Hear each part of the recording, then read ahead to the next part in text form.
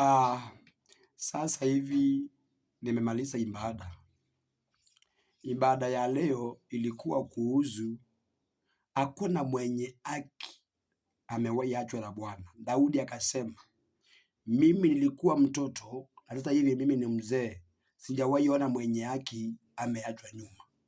Leo nilikuwa naambia watu wakae katika njia ya haki, wakae katika njia ya haki, wakae katika njia ya haki, wakae katika njia ya haki.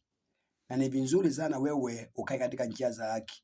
Toka katika njia za masengenyo, toka katika njia za ucherati, toka katika njia za masengenyo, toka katika njia za vita, toka katika njia za vurugu, toka katika njia za kuongelelea wale wengine mabaya, toka katika njia zote mbaya na ukae katika njia njema, katika njia ya mapenzi ya Mungu na uyatii maagizo yake Bwana, na ukae ukiwa umejitakaza kwa damu ya Yesu Kristo, na utaona Mungu katika maisha yako.